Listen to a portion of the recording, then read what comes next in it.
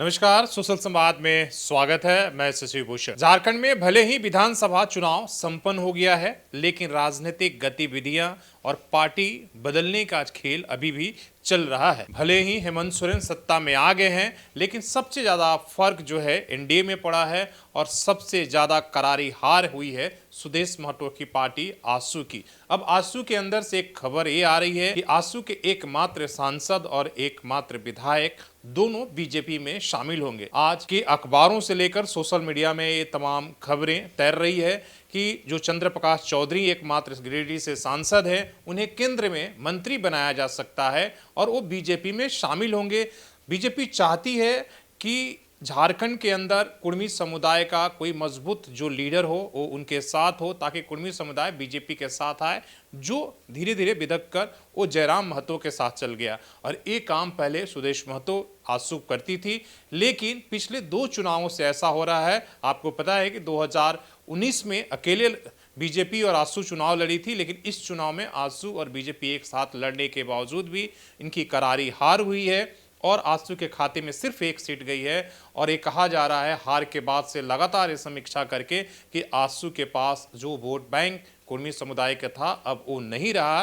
वैसे में उनकी प्रासंगिकता धीरे धीरे खत्म हो रही है, मतलब उनकी पार्टी अब ढलान की तरफ है। और एक तरफ आप देख रहे हैं कि सुदेश महतो लगातार अपने पुराने साथियों को जो दूसरे पार्टी में चले गए हैं उनको लाकर ज्वाइन करा रही है। वो बीजेपी में गए हों या जेकेएम में गए हों या जेएमएम में गए हैं, जो वैसे लोग जो उनके टच में हैं उन्हें अपना कुनबा वो बढ़ाने की कोशिश कर रहे हैं। और दूसरी तरफ एक खबर जिस तरीके से आज सोशल मीडिया से लेकर अखबारों में छपी है, सुबह से इस बात को लेकर चर्चा है और ये आकलन लगाया जा रहा है कि क्या अब एनडीए झारखंड में जो आजसू और बीजेपी के रिश्ते में खटास आ गए हैं रिजल्ट के बाद, क्या अब दोनों लंबे समय तक एक साथ नहीं चलेंगे?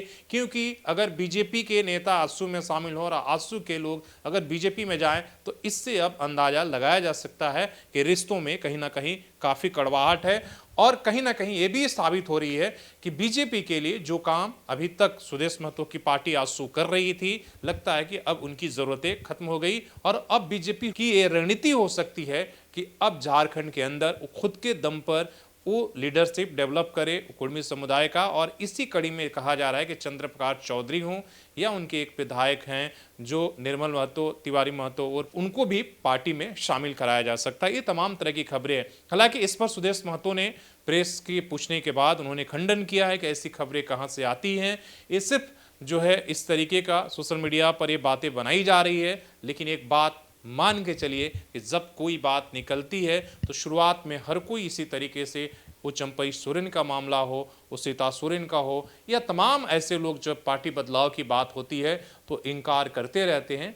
अंततः बात वही जो कल तक अफवाह बताई जाती है मीडिया को कि ये सारी बातें जो अफवाह और बिना आधार बिना सिर पैर की खबरें चल रही है, वही जाकर सच होता है। तो हो सकता है इन खबरों के पीछे भी दम हो। और देखा जा रहा है कि जिस तरीके से चंद्र प्रकाश चौधरी, हालांकि उनके अच्छे रिश्ते हैं सुदेश महतो के साथ, उनके रिश्तेदार हैं, लेकिन अब लगता है कि उन्हें लगता है कि आजसू के साथ वो लंबे कैरियर अपना एक तरीके से नहीं चल सकते हैं उनका, और वो बीजेपी के साथ, इसलिए कि 2 बार के सांसद है और केंद्र में मंत्री बनाने की बात हो रही है, ऐसी चर्चा है। आपकी इन तमाम खबरों पर क्या कहेंगे?